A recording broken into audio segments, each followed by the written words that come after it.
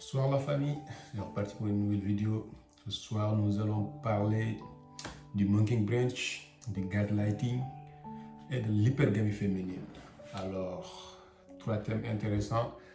Chacun de ces thèmes mériterait une vidéo, mais là, je veux juste faire un débriefing des trois. Et puis bon, certainement, nous allons revenir plus largement sur chacun de ces thèmes-là.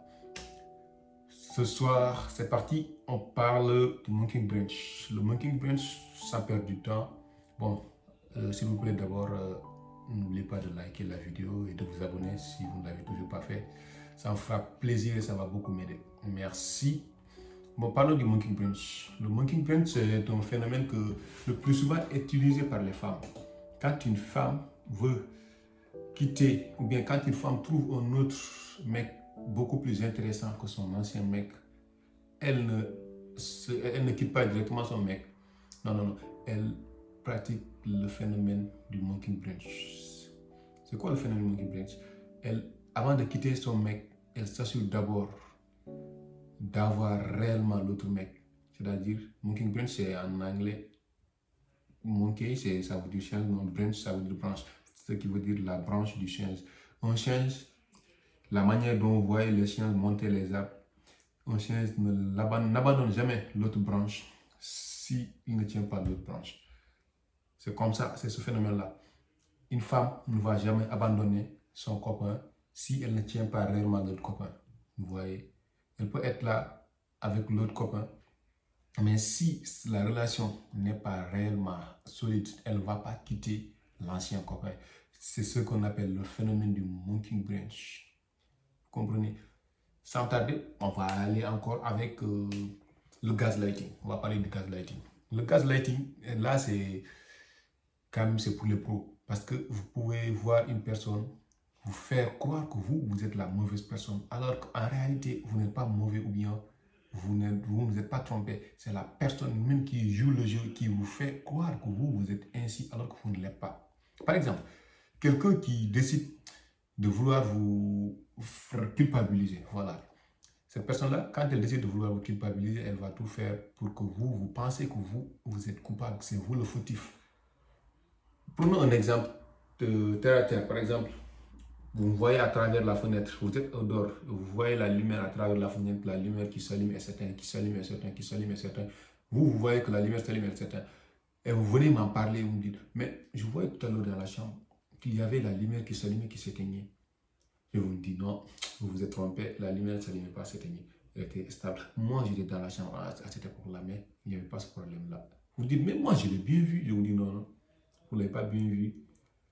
Je vous fais convaincre que vous ne l'avez pas bien vu. Pour encore vous appuyer cela, j'utilise un autre phénomène pour encore vous faire croire que vous êtes fou, en quelque sorte. Par exemple, quand il y a une décision prise, que tout le monde adhère à la décision, et je vous dis, mais je ne sais pas c'est quoi votre problème.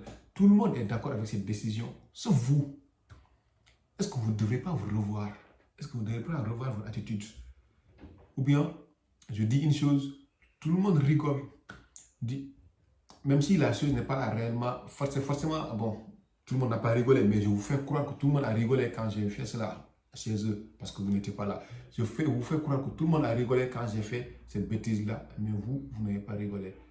Et là, ça va vous forcer à vous interroger sur votre état mental. Et c'est ça, le gaslighting. Le fait de faire croire à la personne qu'elle ne se sent pas bien, qu'elle ne se porte pas bien. Le plus souvent, les gens le font pour manipuler, pour vous faire croire ou bien pour vous imposer leur avis, vous faire penser que c'est vous le problème alors qu'en réalité c'est eux le problème. Ils utilisent juste cette manipulation pour vous convaincre que vous avez un problème alors que vous n'en avez pas. Ouais. Après, bon, on va parler de l'hypergamie.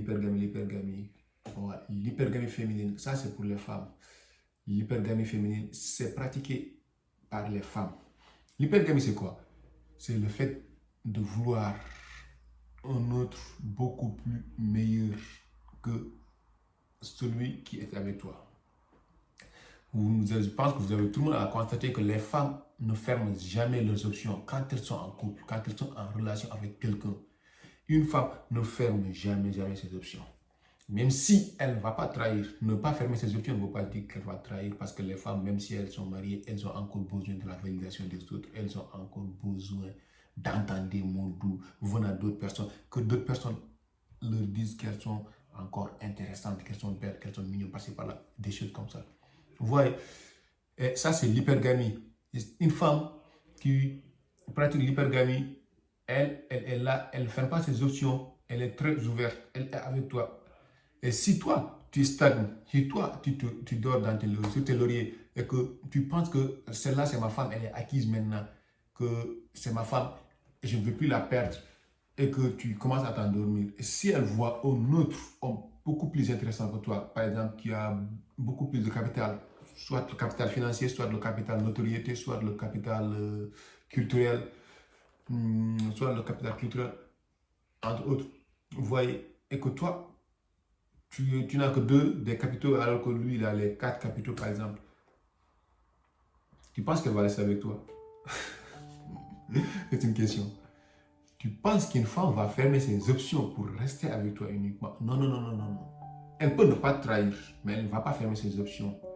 Et c'est au moment où elle te trahit, elle te quitte pour, je ne dirais pas trahir, mais elle te quitte pour aller chez quelqu'un de plus intéressant que toi, qu'elle a pratiqué le phénomène qu'on appelle l'hypergamie féminine. Les femmes veulent toujours le meilleur. Et pour avoir les meilleurs, il faut être le meilleur. Je ne sais pas si vous comprenez. Les femmes aiment toujours le meilleur. Par exemple, moi, ma copine, elle peut à tout moment me tromper, par exemple, avec, je prends qui? Cristiano Ronaldo, vous voyez. Mais ce ne serait pas facile de voir Cristiano Ronaldo perdre sa femme, raison pour laquelle, pour éviter l'hypergamie, il faut toujours travailler, continuellement travailler, continuellement s'améliorer soi-même. Même si ma femme, elle voit que Cristiano Ronaldo est là, mais elle voit que moi, je travaille pour dépasser le niveau de Cristiano Ronaldo, c'est peu probable qu'elle me quitte. Parce qu'elle va se dire, c'est vrai, Cristiano est là, mais celui-là, il fera beaucoup plus que Cristiano. Vous voyez. C'est pour laquelle nous, les hommes, nous devons utiliser l'hypergamie féminine à notre avantage. Sachant qu'elle ne fait pas ses options, et nous aussi, nous devons la faire. Savoir qu'elle doit fermer ses options, parce que nous ne limitons pas là. Nous allons progresser, nous allons avancer. Nous ne sommes pas prêts d'arrêter notre progression. Et si elle veut atteindre le sommet avec nous, elle n'a qu'à nous suivre, rester avec nous. Et je pense que c'est une bonne chose d'ailleurs pour les hommes.